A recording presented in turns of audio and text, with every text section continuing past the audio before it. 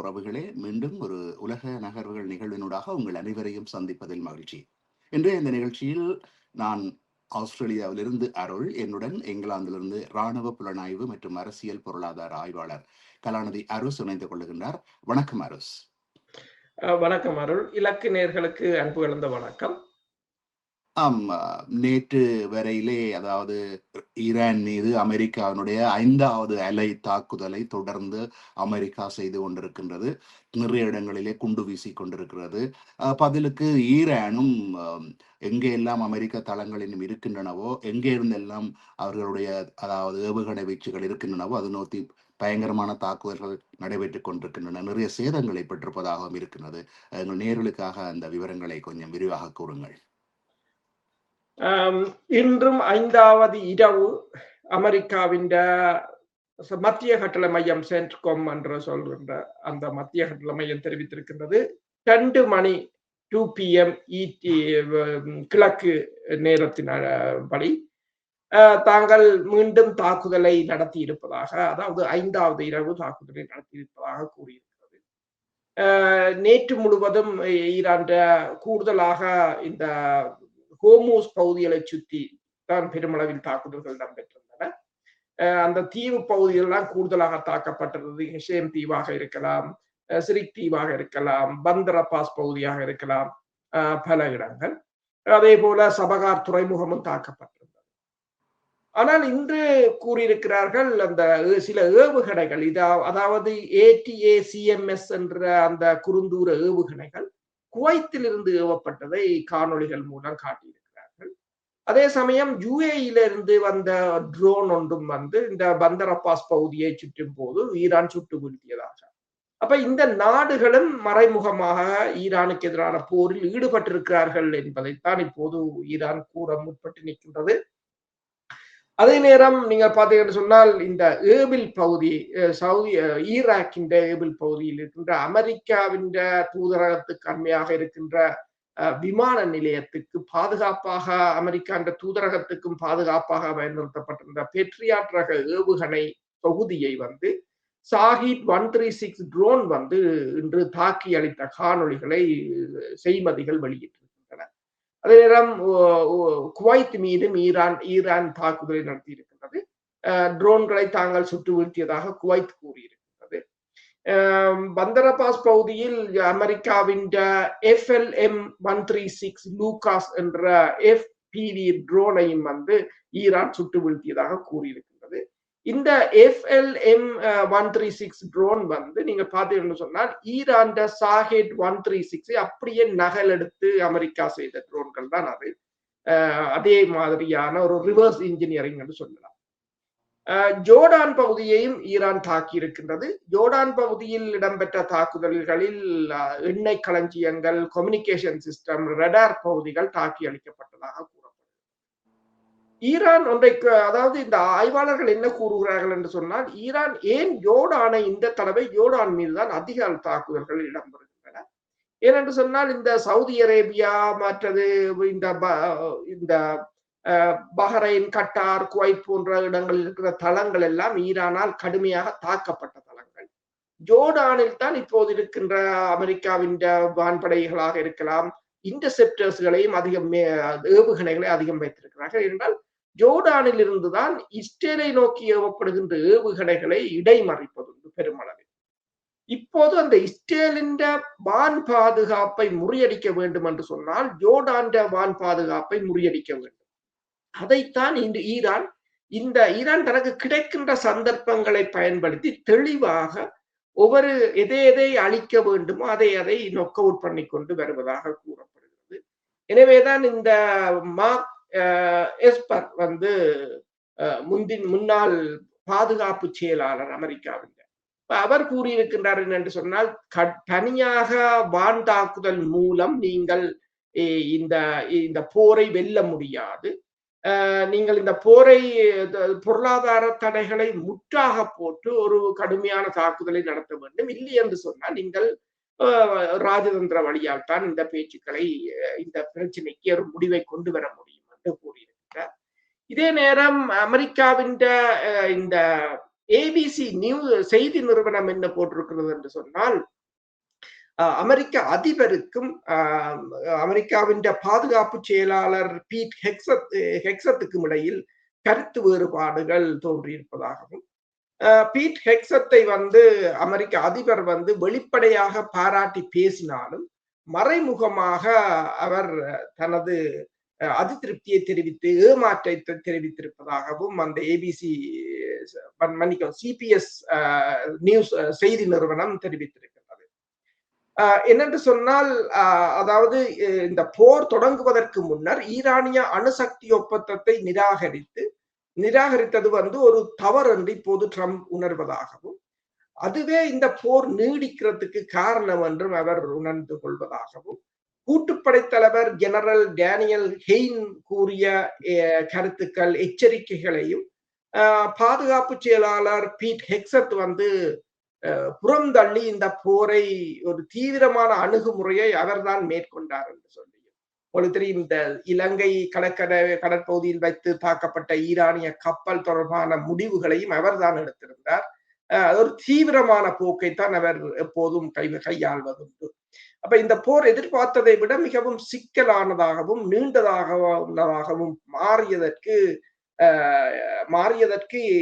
இந்த பீட் ஹெக்ஸத்தின் நடவடிக்கைகள் காரணம் என்று இப்போது ட்ரம்ப் யோசிப்பதாகவும், இதனால் இந்த கியூபா மீதான ஒரு நடவடிக்கையை மேற்கொள்ள வேண்டும் என்று சொன்னால் அதை திட்டமிடும் போது இந்த தோல்வியை, ஈரானில் இடம்பெற்ற தோல்வியை இராணுவம் கருத்தில் எடுக்க வேண்டும் என்று முடிவெடுக்கப்பட்டிருப்பதாக அந்த செய்தி நிறுவனம் தெரிவித்திருக்கிறது.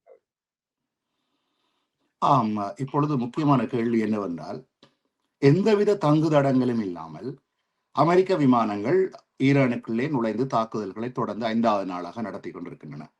ஈரானிடம் சரி, அவர்களிடம் ஏவுகணை பலம் உள்ளது போல இராணுவ விமானங்களை சுட்டு வீழ்த்தக்கூடியதான ஏவுகணை பலம் சில வேளை இல்லாமல் இருக்கலாம். ஆனால் அவருடைய நட்பு நாடுகளான ரஷ்யாவோ இல்லை சீனாவோ கூட இப்படியான இக்கட்டான சூழ்நிலை வந்த பொழுதிலும் கூட எதற்காக அவ்வாறான ஏவுகணைகளை வழங்கவில்லை, அல்லது அவர்களிடம் அவ்வாறான ஏவுகணை இல்லையா? என்னோட ஒரு கேள்வி எழுகிறது என்னவென்றால், அப்படி இப்ப அமெரிக்காவுடைய இந்த இராணுவ விமானங்களை தாக்குதல் விமானங்களை சுட்டு வீழ்த்த முடியாது என்றால், ஒரு அலையாக ஒரு தடவை ரஷ்யாவுக்குள்ளே அமெரிக்க விமானங்கள் புகுந்து ஒரே இரவில் நிறைய தாக்குதல், பேர்ல் ஹார்பர்ல எப்படி ஜப்பான் சென்று ஒரே நாளிலே 2000 பேரை கொன்று அந்த துறைமுகத்தை அழித்தது போல தாக்குதல் நடத்த முடியும் அல்லவா? அதே மாதிரி சைனாவின் மீதும் அருகில் உள்ள தளங்களிலிருந்து தாக்குதல் நடத்த முடியும் தானே? இது ஏதாவது ஒவ்வொரு நாட்டுக்கும் இடையில தங்களுக்கான இருப்புக்காக வைத்திருக்கப்படுகின்ற ரகசியமா, அல்லது இதற்கான காரணம் எதுவும் இருக்கிறதா? இந்த வான் போரில் இருதரப்புக்குமே மிகப்பெரிய ஒரு பிரச்சனை என்னென்று சொன்னால், மிகப்பெரிய அபாச்சி உலங்கு வானூர்தியை கூட ஒரு ட்ரோன் சுட்டு வீழ்த்தியதாகத்தான் கூறப்படுகிறது. அமெரிக்காவின் விமானங்கள் சுட்டு வீழ்த்தப்படாமல் இல்லை. இப்ப உதாரணமா பாத்தீங்கன்னா F-35 ரக விமானம் சுடப்பட்டது, F-15E ரக விமானங்கள் சுடப்பட்டது. ஆனால் இதில் பல தந்திரங்கள் இருக்கின்றன. என்னென்று சொன்னால், இப்ப இந்த முதல் நாள் சண்டையில் ஈரானும் தனது F-5 ரக விமானத்தை கொண்டு தாக்கி இருந்தது குவைத்தில். அதில் தான் 6 அமெரிக்க வீரர்கள் கொல்லப்பட்டிருந்தார்கள். அவர்கள் சென்று தாக்கிவிட்டு வந்திருந்தார்கள். ஆனால் ஒரு கெரில்லா தாக்குதல் மாதிரித்தான் அதை செய்தார்கள். என்றால் தற்போதைய நிலையில் தனிய ஏவுகணைகள் மட்டுமில்லை, ஆள் இல்லாத தாக்குதல் விமானங்கள் என்று சொல்லி பலவற்றுக்கு இந்த விமான படையும் கடற்படையும் முன்னிய போல மிகப்பெரிய ஒரு கை கொடுக்கிற நிலையில் இல்லை. இப்ப அமெரிக்கா தாக்குதல் நடத்துகிறது என்றாலும் அமெரிக்கா ஈரான் வான்பரப்புக்குள் செல்லாது அவர்கள் நீண்ட தூர ஏவுகணைகளை, இப்ப 400 கிலோமீட்டர் 500 கிலோமீட்டர் தூர வீச்சு கொண்ட ஏவுகணைகளை தூரத்திலிருந்து ஏவுகிறார்கள். சவுதி அரேபியா என்ற வான்பரப்பு, குவைத் என்ற வான்பரப்பு, அப்படியான கடல் பகுதியிலிருந்து தான் ஏவுகிறார்கள். இதற்கு ஒரு சிறந்த உதாரணமாக இப்ப ரஷ்யாவில் இடம்பெறுகின்ற போர் தொடர்பாக இஸ்ரேலிய இராணுவ நிபுணர் கூறிய கருத்து என்னன்னு சொன்னால், ரஷ்யாவில் உள்ள உக்ரைனின் ஆளில்லாத தாக்குதல் விமானங்கள் நேட்டோ அதிகாரிகள் தான் வழி நடத்தி அந்த தாக்குதல்களை நடத்துவதாகவும், மேற்கத்திய நாடுகளுடனான மோதலை தவிர்க்க வேண்டுமானால் உக்ரைன் உள்ள நிலைகளை நிலைமையை ரஷ்யா தீர்க்க வேண்டும் உள்ள நிலையை என்றும், தனக்கு எதிராக உக்ரைனை பயன்படுத்தும் மேற்கத்திய நாடுகளின் முயற்சிக்கு ரஷ்யா பெரும் சேதத்தை ஏற்படுத்துவதே அதற்கான ஒரே வழி என்றும், கிவ் அதாவது உக்ரைன் தனது வான் பாதுகாப்பு அமைப்பு ஏவுகணைகள் மற்றும் பாதுகாப்பு மற்றவர்களை அதிகரித்து ஏவுகணை மற்றும் ஆளில்லாத விமானங்களை பயன்படுத்தி ரஷ்யாவின் ஆழமான பகுதிகளை தாக்கும் திறனை தக்க வைத்துக் கொண்டால் அது மாஸ்கோவுக்கு மிகவும் பாதகமானது என்று சொல்லியும், பிரிட்டனின் ஸ்டோம் ஷடோ ஏவுகணைகளை பார்த்தால் அவை எங்கிருந்து ஏவப்படுகின்றன என்றால் விமானங்களில் இருந்துதான் ஏவப்பட வேண்டும். அந்த விமானங்கள் எங்கே பறக்கின்றன என்றால் அவை உக்ரைன் பகுதியில் தான் பறக்கின்றன. ஏனென்றால் அது ரஷ்யாவுக்குள் போக முடியாது, சுட்டு விடுவார்கள். அதுவும் என்ன செய்கிறார்கள் என்று சொன்னால் திடீரென்று எழும்பி அதை ஏவி விட்டு இறங்கி விடுவார்கள். அவற்றை எப்படி புறப்பட்டு அந்த ஏவுகணைகளை ஏவ முடிகிறது, அந்த விமானங்களால் எவ்வாறு புறப்பட்டு ஏவுகணைகளை ஏவ முடிகிறது, அவை பறக்கக்கூடாது. விமானங்கள் அவற்றின் தளங்களிலோ அல்லது புறப்பட முயற்சிக்கும் போதோ அழிக்கப்பட வேண்டும்.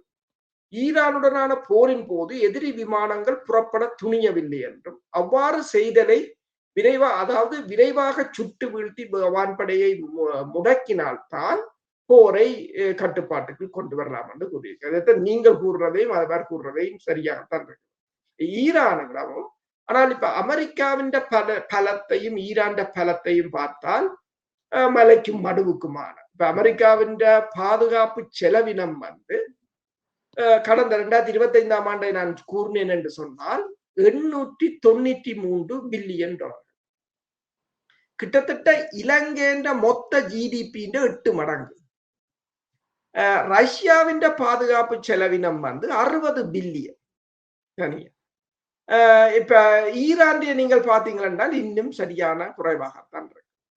ஆனால் அவர்கள் அந்த வளத்துக்கு தான் தங்கள் அமெரிக்கா தண்ணி மாதிரி செலவழிக்கின்ற இந்த நவீன தொழில்நுட்ப நவீன ஆயுதங்கள் விமானங்கள் என்று சொல்லி அந்த லாபத்துக்கு ஈரானால் முடியாத காரியம். எனவே சில தாக்குதல்களை ஈரானால் முடியாது, ஆனால் அமெரிக்காவுக்கு ஒரு அச்சத்தை ஏற்படுத்தலாம். அப்படி பாத்தீங்கன்னு சொன்னால் F-35 ரக விமானத்தை வீழ்த்தியது, F-15E ரக விமானத்தை வீழ்த்தியதெல்லாம் அமெரிக்காவுக்கு அல்லது இஸ்ரேலின் அந்த தாக்குதல் திறனை, டேங்கர் விமானங்களை வீழ்த்தியதெல்லாம் இவர்களின் தாக்குதல் திறனை கடுமையாக பாதிக்கும். ஏனென்று சொன்னால் அமெரிக்கா நீண்ட தூர விமானங்களைத்தான் பயன்படுத்துகின்றது.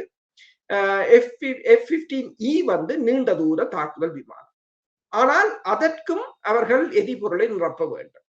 இப்ப நீங்க பாத்தீங்கன்னா குறிப்பாக ஈரான் இந்த டேங்கர் விமானங்களை குறிவைக்கிறது. டேங்கர் விமானங்கள் பறக்க முடியாது என்று சொன்னால் குண்டு வீச்சை நடத்த முடியாது என்றதான் அதன் அர்த்தமாக இருக்கு.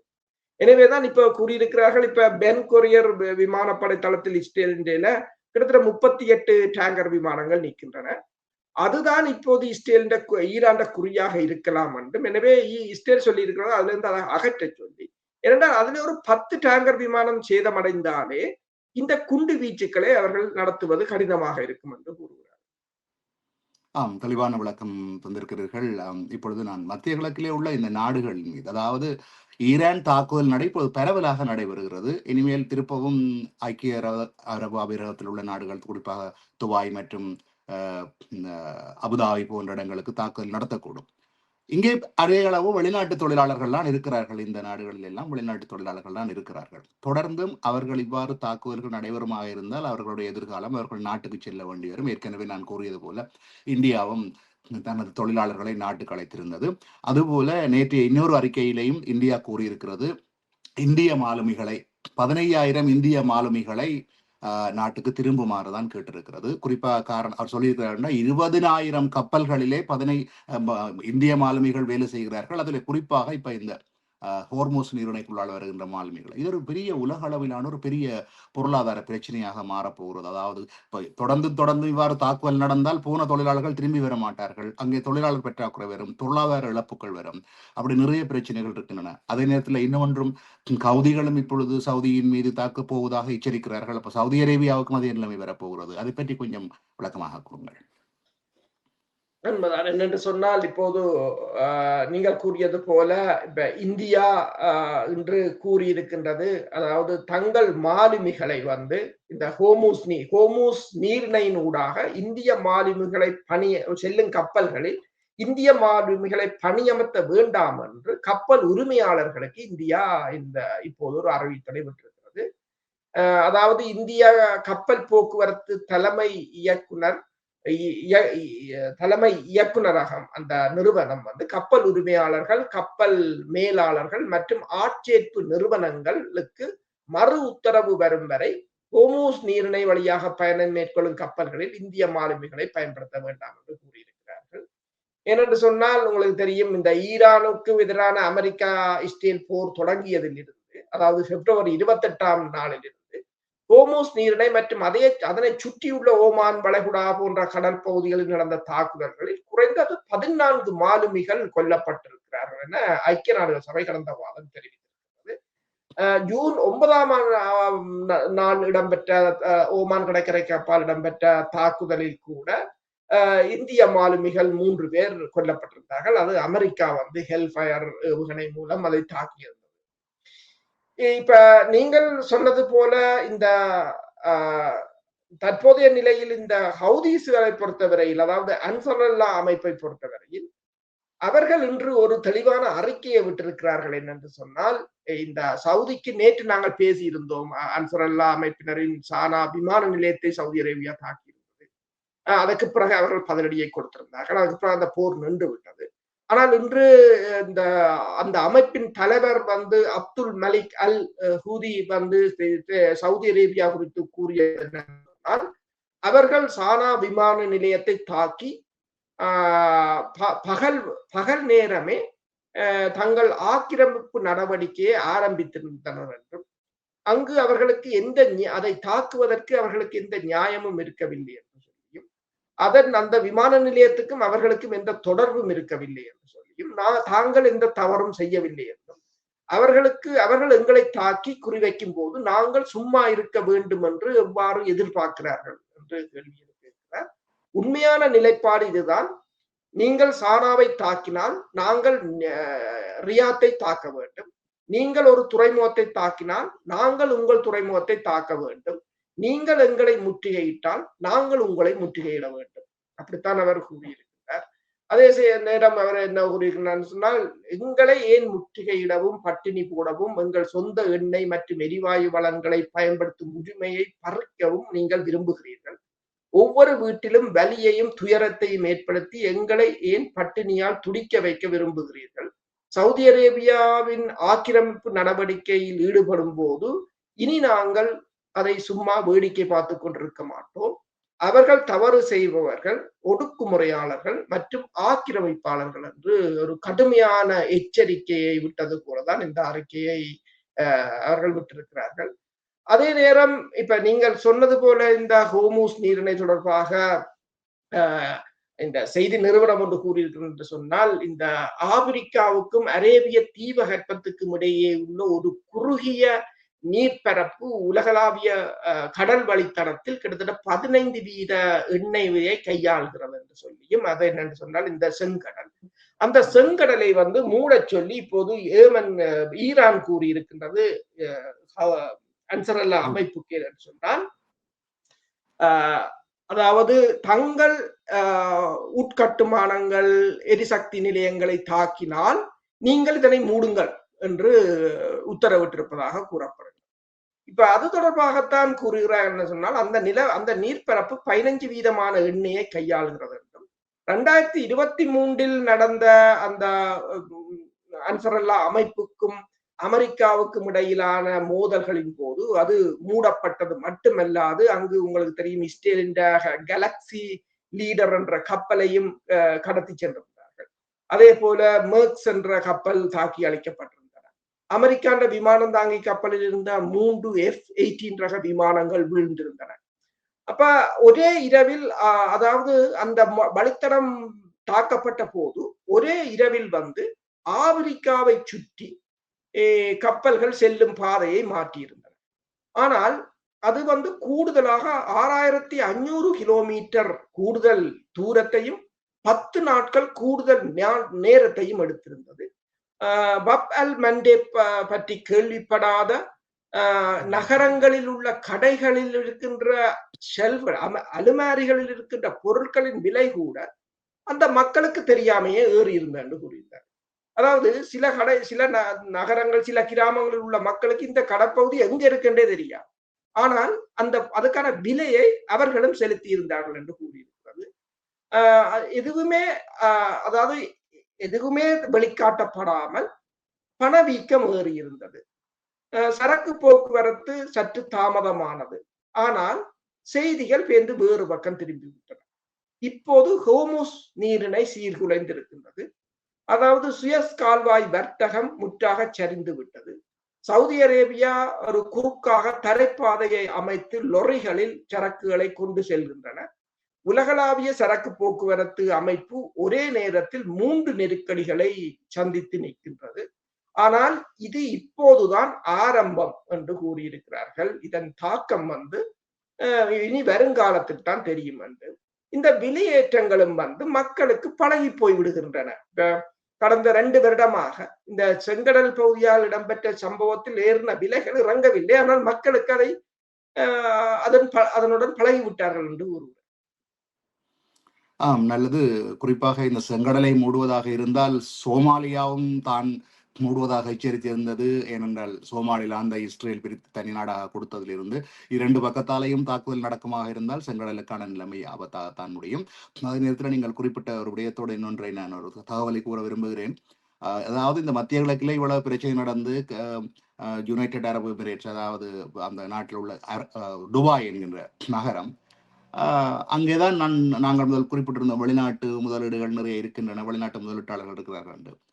இப்ப நிறைய பேர் வெளியேறி கொண்டிருக்கிறார்கள் என்பதையும் பேசியிருந்தோம். ஆனால் நேற்றும் கூட இங்கே ஒரு விளம்பரம், துபாயை ஒரு ஹெலிகாப்டர்ல தூக்கி கொண்டு வருவாங்க, துபாய் சிட்னிக்கு வருகிறது, துபாயிலே முதலீடு செய்வதற்கான ஒரு நிகழ்வு நடக்கிறது, அங்கே வைத்து துபாயில் முதலீடு செய்யுங்கள், இப்பொழுது 40% வரை விலை குறைந்திருக்கிறது, எதிர்காலத்தில் நிறைந்த வருமானம் வரும் எல்லாம் சொல்கிறார்கள்.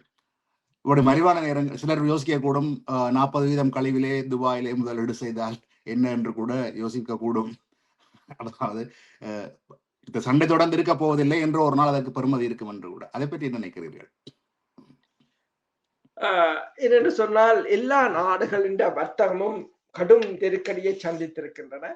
இந்த நேரத்தில் அந்த நாடுகள் தங்களுக்கு தேவையான டொலர்களையும் அதுகளையும் ஈர்ப்பதற்கு பாரான பிரச்சாரங்களை தான் மேற்கொள்கின்றன. இந்த முதலீட்டாளர்கள் இப்ப உண்மையில் துபாயில் இருக்கின்ற ப்ராப்பர்ட்டிஸின் விலை கூட அந்த வீடுகள் அல்லது பிளாட்டுகள் அல்லது வர்த்தக நிலையங்கள விலை கூட 30% வீழ்ச்சி அடைந்திருப்பதாக முதல் கூறியிருந்தார். இப்ப 1 லட்சம் பவுன்ஸை போட்டவருக்கு இப்போது 70,000 தான் அவற்ற வேல்யூவாக இருக்கு. அது அப்ப இவ்வாறு பணத்தை இழப்பதாகத்தான் முடியும். ஏன்னா துபாய் அமெரிக்காவுடன் கேட்டிருந்தது டொலரை தாருங்கள். இப்போ ஏதோ ஒரு வகையில் ஏமாற்றி மக்களின் பணத்தை புடுங்குவதற்கான முயற்சி. இப்போ கிரிப்டோ கரன்சியை பற்றி ரஷ்யா ஒரு தகவலை வெளியிட்டிருந்தது. அமெரிக்கா இந்த கிரிப்டோ கரன்சியை மேலே ஏற்றி கீழே இறக்கி அதுல வார காசை கொண்டு தனது 40 ட்ரில்லியன் கடனை கட்ட போகிறது. அப்ப அமெரிக்கான கடனை நீங்கள் தான் கட்ட போறீர்கள். என்னென்று சொன்னால் நீங்கள் இதற்கு முதலீடு செய்ய அவர்களுக்கு தெரியும். ஏனென்றால் அவர்கள் பொருளாதாரத்தில் PhD முடிச்சு வாரவர்கள் எப்படி ஏமாற்றி உழைக்கலாம் என்று படிச்சு வாரவரை நாங்கள் வின் பண்ண முடியாது. சும்மா சாதாரண அது என்றால் அவங்க அதுக்கு எத்தனை ரிசர்ச் செய்வாங்க, எத்தனை. அப்ப அவர்களுக்கு தெரியும் எப்படி கவர்ச்சிகரமாக ஏமாற்ற வேண்டும், எப்படி காசை புடுங்க வேண்டும் என்று சொல்லி அதே ஒரு நிலைமையாகத்தான் இருக்கின்றது. இப்ப ஏனென்று சொன்னால் இப்ப பாருங்கள், கிரீக் ஏர்லைன்ஸ், ஏர் கனடா, ஏர் பிரான்ஸ், KLM போன்ற இந்த விமான நிறுவனங்கள் இன்றைக்கு அறிவித்திருக்கின்றன துபாய், டெல் அவிவ் பகுதிக்கான மற்றும் ஏனைய வளைகுடா நாடுகளுக்கான விமான சேவையை அவைகள் சஸ்பெண்ட் பண்ணிருக்காங்க, இடைநிறுத்தி இருக்கிறார்கள். அப்ப ஒன்று, விமானங்கள் பறப்பதற்கு அதுகள் செலுத்துகின்ற காசுகள் இல்லாமல் போகும். இரண்டாவது, அந்த விமான சேவை அதை பராமரிப்பது, ரிஃபியூவல் பண்ணுவது, அது அந்த பணியாளர்களுக்கான வேலை இல்லை. அடுத்தது, சுற்றுலா பயணிகள் போக மாட்டார்கள், வரமாட்டார்கள். அப்ப பெரும் இழப்புகளை ஒவ்வொரு தடவைகளையும் அவர்கள் சந்தித்துக் கொண்டிருக்கிறார்கள். இந்த இழப்புகளை எல்லாம் ஈடு செய்வதற்கு இப்போது அவர்களுக்கு பணம் தேவை. எனவேதான் அவர்கள் இந்த விளம்பரங்களை எல்லாம் கொடுத்து கொண்டிருக்கிறார்கள். நல்லது. இப்பொழுது ஈராக் ISIS-ஐயும் ஹிஸ்புல்லாவையும் தடை செய்திருப்பதாக ஒரு தகவல் வருகிறது. இவ்வளவு நாளும் தடை செய்யாமல் இப்பொழுது தடை செய்வதற்கான காரணம் என்ன? ஏனென்றால் ஈராக் அமெரிக்காவின் அழுத்தத்துக்கு கீழான் இருக்கிறது. அமெரிக்காவின் அழுத்தமாக இருக்க முடியுமா என்பதை கொஞ்சம் விளக்குங்கள். ஈராக்கின் பிரதமர் நேற்று அமெரிக்காவுக்கு சென்றிருந்தார். அமெரிக்க அதிபருடன் பேசும்போது அதற்கு பிறகு அவரை கூட்டி சென்று பீட் ஹெக்ஸத் அமெரிக்காவின் போர்த்துறை செயலாளர் ராணுவ அதிகாரிகளுடன் அவருக்கு ஒரு தனியப்பட்ட கூட்டம் நடத்தப்பட்டிருந்தது. அதில் இப்போது அமெரிக்கா அதில் அவர் கூறியது என்னென்று சொன்னால், இந்த மாதம் ஸ்பிரிங்கில இலையுதிர் கால இந்த இளவேணி காலத்துல மட்டும் 600 தாக்குதல்களை நீங்கள் நடத்தி இருக்கிறீர்கள். ஈராக்கில் இருந்து 600 தாக்குதல்கள் அமெரிக்கா கான்சுலேட் ஆபீஸ், அந்த கிரீன் சோன் மற்றது அமெரிக்க பணித்தளங்கள் மீது தாக்கப்பட்டிருக்கிறது என்று கூறியிருக்கிறார்கள். இப்ப என்னென்றால், சிரியாவை நேற்று ட்ரம்ப் ஒன்றை கூறியிருந்தார். சிரியா அதிபர் சிரியா ஹிஸ்புல்லாக்கள் மீது நடவடிக்கை எடுக்கும் என்று சொன்னால் தான் கிரீன் லைட்டை காட்டுவேன், தான் ஒரு பச்சை கொடியை காட்டுவேன் என்று கூறியிருந்தார். இப்ப என்னென்னால், இவர்களுக்கு ஏடி வேன்ஸ் கலைக்கும் போதும் ஒன்றை கூறியிருந்தார். நாங்கள் 1.5 லட்சம் படையினரை நாங்கள் இறக்குவோம் என்று நீங்கள் எதிர்பார்க்காதீங்க. அதாவது அமெரிக்க படைகள் வராது. இவர் உங்களை வைத்துத்தான் உங்களை அடிப்பது. உங்களுக்குள்ள ஒரு இதை மூட்டி அல்லது ஆசை வார்த்தைகளை காட்டி தான் அடிப்பது. இப்ப ஈராக்கை இதிலிருந்து பிரிக்க வேண்டும். அதற்கான வியூகத்தை தான் வகுத்தார்கள்.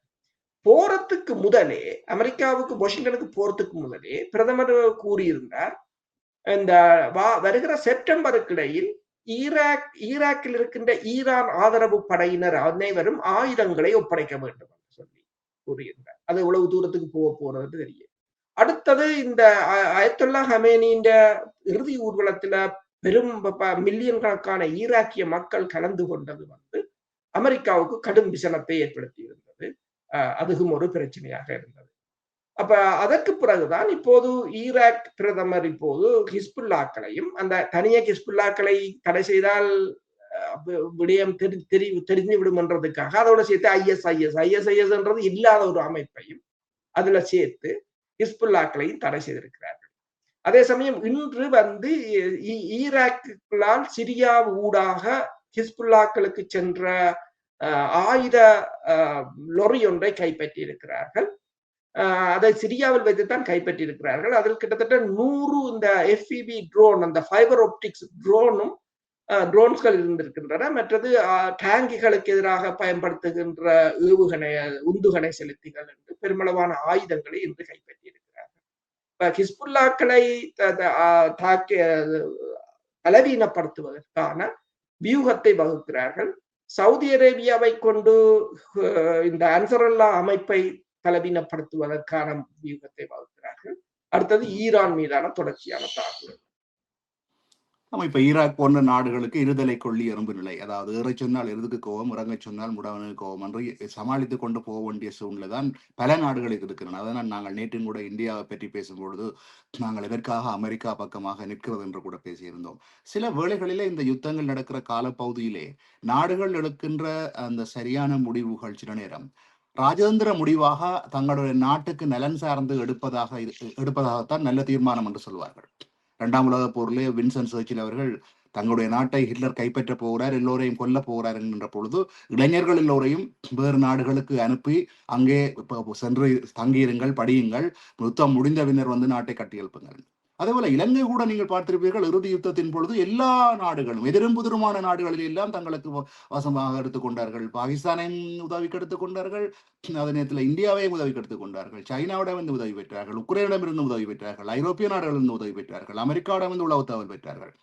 அதே போல இந்தியாவும் தன்னுடைய நலன் கருதி இந்த அமெரிக்காவுக்கு தான் ஆதரவு தெரிவிக்க வேண்டிய சூழ்நிலையில் இருப்பதால் தான் இந்த ஈரான் போரில் ஈரானுக்கு எதிராக அதாவது குறிப்பாக இஸ்ரேலுடன் நிற்கிறது, அமெரிக்காவுடன் நிற்கின்றது என்பதை நாங்கள் ஒரு நியாயப்படுத்தினால் என்ன? உண்மைதான், நீங்கள் கூறியது போலதான். இது இப்ப ராஜதந்திரம் என்றது அதுதான். என்னென்று சொன்னால் எல்லோரையும் எதிர்ப்பதில்லை. இப்ப அமெரிக்காவை பார்த்தீர்கள் என்று சொன்னாலும் கூட்டணி நாடுகளை சேர்த்துத்தான் செல்வார்கள். பிறகு தங்கள் தேவை முடிந்ததும் அதற்கு பிறகு அவர்கள் தங்களுக்கு தேவையானதை செய்வார்கள். அது வேறு வழியாக. ஆனால் பிரச்சனை என்னன்னு சொன்னால் இப்ப இந்தியாவும் நீங்கள் சொன்னது போல பல நாடுகளை அனுசரித்து போகின்றது. ஆனால் இந்தியாவின் அந்த கொள்கை உண்மையில் நல்ல கொள்கை, பிரச்சனை இல்லை. ஏனென்று சொன்னால் நாங்களும் அதைத்தான் தமிழர் கட்சிகளுக்கு நாங்கள் கூறுகிறோம். நாங்கள் எல்லா நாடுகளுடன் அனுசேரா கொள்கை என்று சொன்னால் நாங்கள் ஒரு நாட்டின் பக்கம் நிற்காமல் எல்லா நாடுகளையும் அனுசரிக்கும். மற்றது ஒரு நாட்டுக்காக இன்னொரு நாட்டை பகைப்பது அதுகள் கூடாத விடயம் என்று சொல்லி இந்தியா அவ்வாறான ஒரு நிலைமையால் தான் இப்போது தப்பி பிழைத்துக் கொண்டிருப்பதாக கூறப்படுகிறது. இப்ப ரஷ்யாவிடம் இருந்து கூட அவர்கள் எண்ணெயை வாங்குகிறார்கள். அமெரிக்காவுடன் பிரச்சனை என்று சொன்னால் ரஷ்யா உதவி செய்கிறது, ரஷ்யாவுடன் பிரச்சனை அமெரிக்கா உதவி செய்கிறது. ஏதோ ஒரு வகையில் அவர்கள் தப்பி பிழைக்கக்கூடியதாக இருக்கின்றது. நீங்கள் சொன்னது போல மேற்குலக நாடுகளும் அவ்வாறுதான் கூட்டணியை சேர்ப்பார்கள் பெருமளவான. இந்தியாவில இப்ப அயல் நாடுகளையும் இந்தியா அவ்வாறு அரவணைக்குமாக இருந்தால், இப்ப சீனாவுடனான ஒரு உறவை அவர்கள் வளர்த்து கொண்டிருக்கிறார்கள். அதே போல பாகிஸ்தானுடன் கூட அவர்கள் பேச முற்பட்டிருக்கிறார்கள். ஜெய்சங்கர் கூறியதும் அதுதான். எனவேதான் இலங்கையாக இருக்கலாம், மாலத்தீவாக இருக்கலாம், பல நாடுகள், நேபாளமாக இருக்கலாம், பல நாடுகளை இப்போது இந்தியா வந்து தனது அதாவது அயல் நாடுகளுடன் நட்புறவை பேணுவதற்கு விரும்புகிறது. ஆனால் இதை ஈழத்தமிழர்களும் ஒரு பாடமாக எடுத்தார்கள் என்று சொன்னார். இப்ப இந்தியா இன்னத்தை செய்கிறதோ சீனாவுக்கும் இந்தியாவுக்கும் இடையிலான வர்த்தகம் கடந்த 2 வருடங்களில் மிக அதிகமாக இருக்கின்றது, எத்தனையோ பில்லியன் டாலர்களாக. அப்ப அதே போலதான் இப்ப ரஷ்யாவுடனான வர்த்தகம், அமெரிக்காவுடனான வர்த்தகம் என்று சொல்லி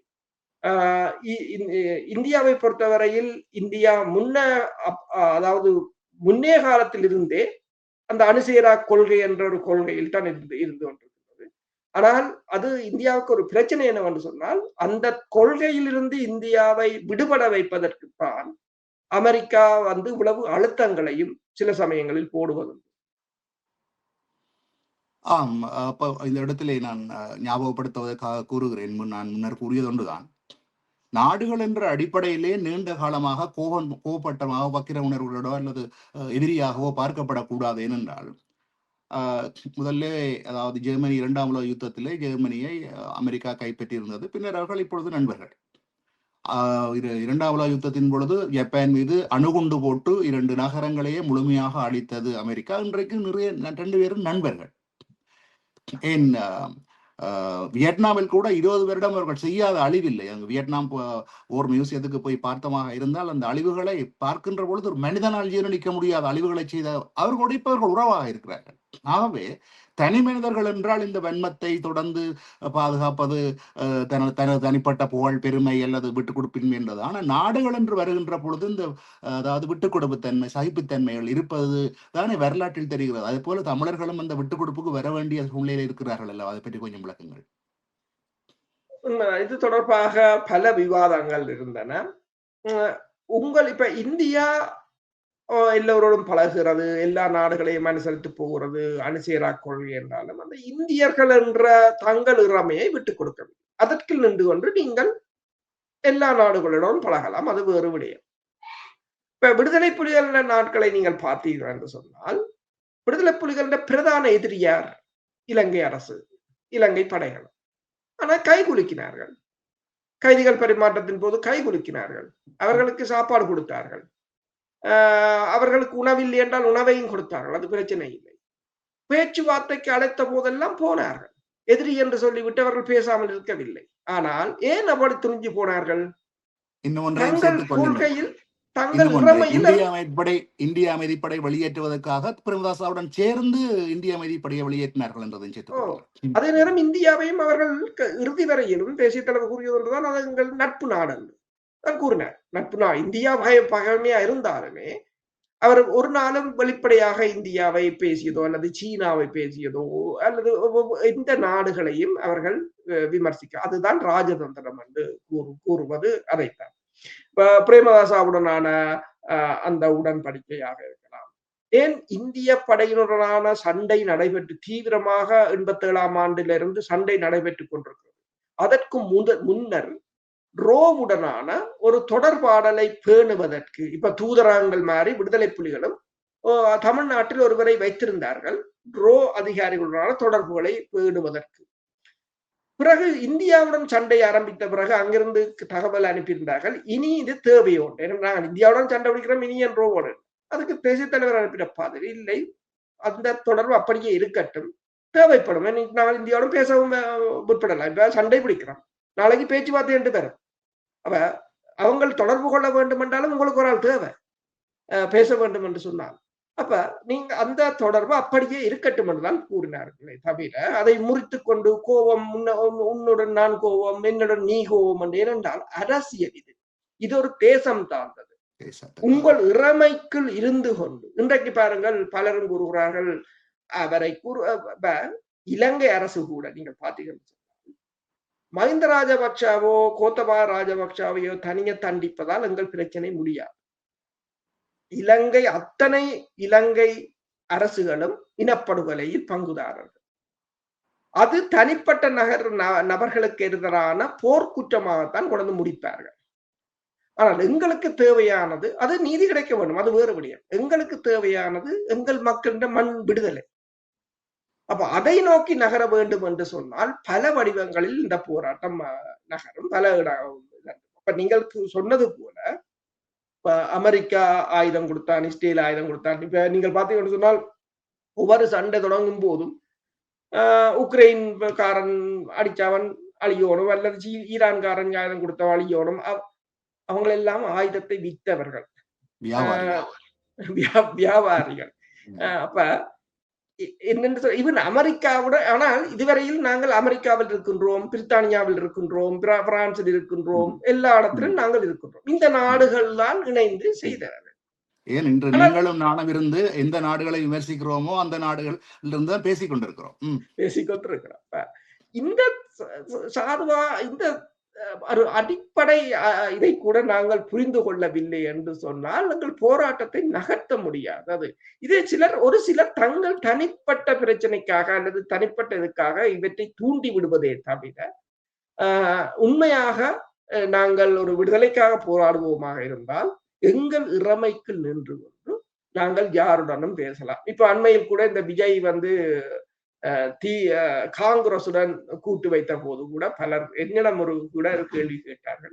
இப்ப நான் சொன்னேன், அது அவங்களோட அரசியல், அதுக்கும் எங்களுக்கும் சம்பந்தம் தொடர்புகள் இல்லை, அது இந்தியாண்ட அரசியல், அது அவங்க கூட்டு அவனை வச்சுக்கொண்டு நாங்கள் என்ன எங்களுக்கு நன்மையை எடுக்கலாம் என்றுதான் பார்க்கலாம்.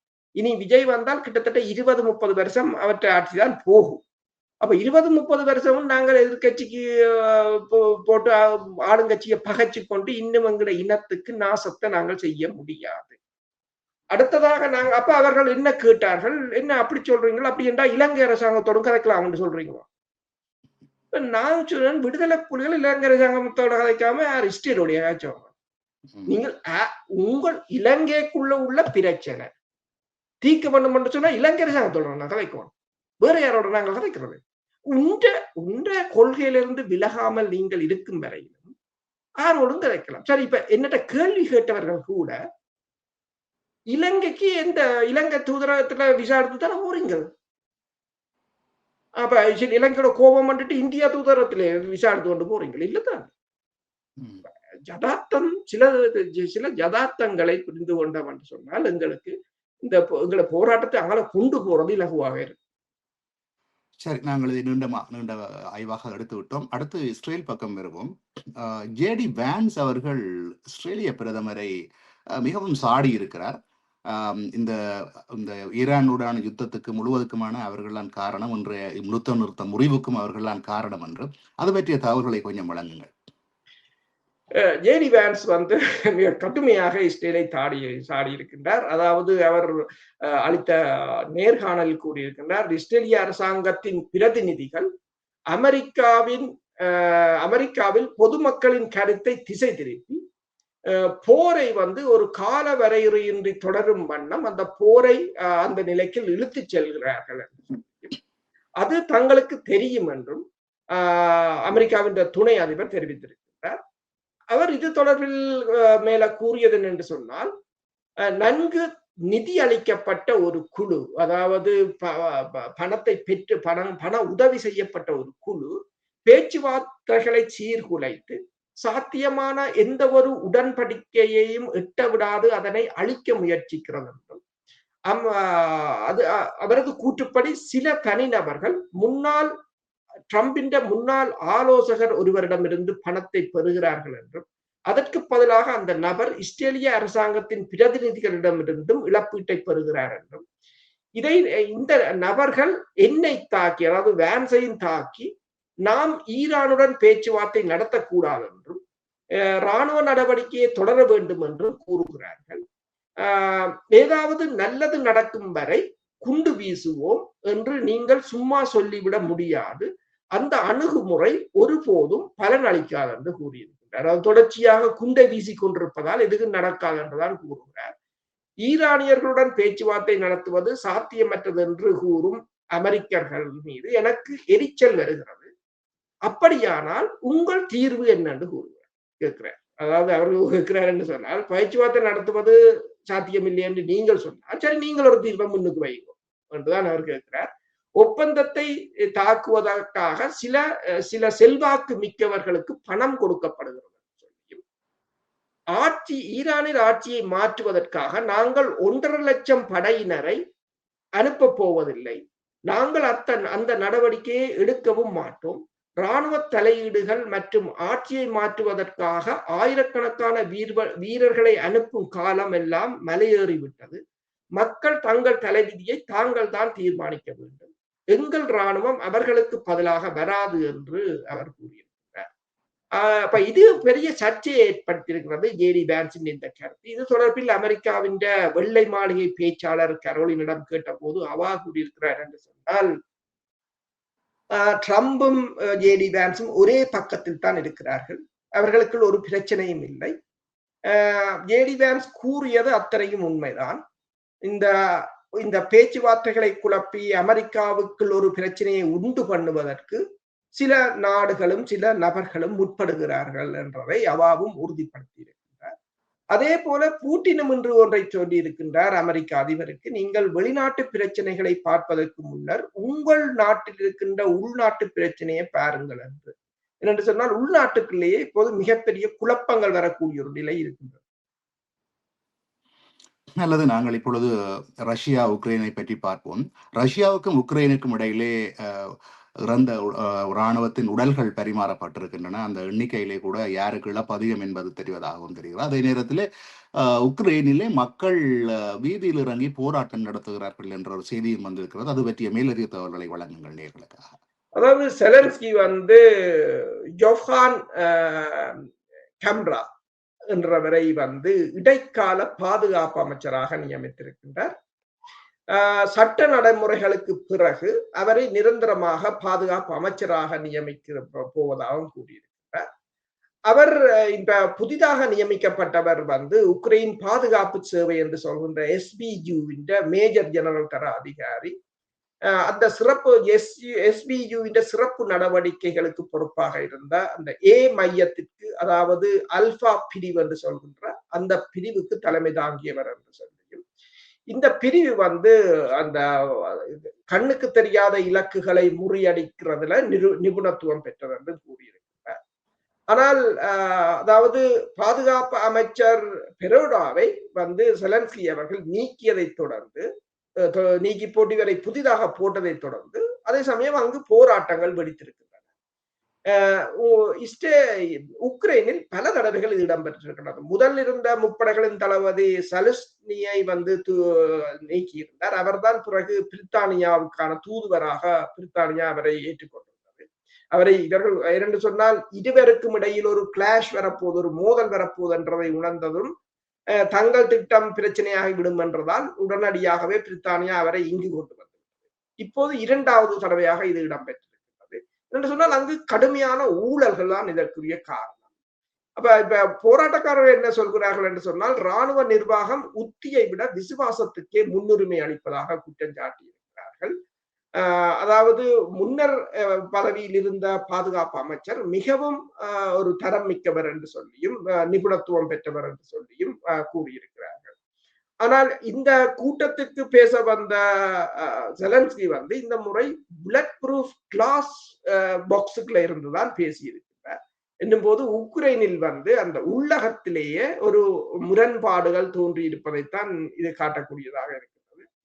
அதே நேரம் இந்த முன்னாள் பாதுகாப்பு அமைச்சர் வந்து அந்த பெடரோ அவர் கூறியிருக்கின்றார் என்னன்னு சொன்னால், ஜனாதிபதி ஜெலன்ஸ்கி வந்து தன்னை பதவியிலிருந்து நீக்கிய பின்னர் தனக்கு ஒரு ஆலோசகர் பதவியை வழங்க முன்வந்ததாகவும், ஆனால் வெறும் பதவிக்காக மட்டும் பதவியில் நீடிப்பதில் தனக்கு விருப்பம் இல்லை என்பதால் தான் அந்த பதவியை எடுக்கவில்லை என்றும் கூறியிருக்கின்றார்.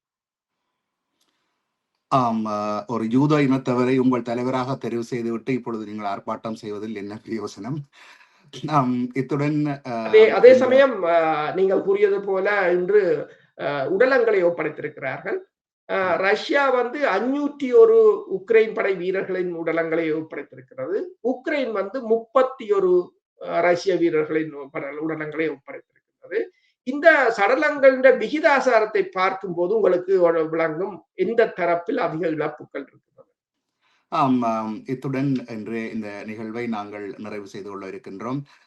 நேயர்களுக்கு ஒரு அன்பான வேண்டுதல், எங்களுடைய இந்த யூடியூப் சேனலை சப்ஸ்கிரைப் செய்து பெல் பட்டனையும் அழுத்தி உங்களுக்கு தெரிந்த நண்பர்களுக்கும் அந்த இணையை அறிமுகப்படுத்தி அல்லது பகிர்வு செய்து எங்களுக்கு உதவி செய்யுமாறு கேட்டுக்கொள்கிறோம். இத்துடன் இந்த நிகழ்விலிருந்து விடைபெறுகின்றோம். மீண்டும் ஒரு நிகழ்வில் உங்கள் அனைவரையும் சந்திக்கும் வரை நன்றி, வணக்கம். நன்றி, வணக்கம்.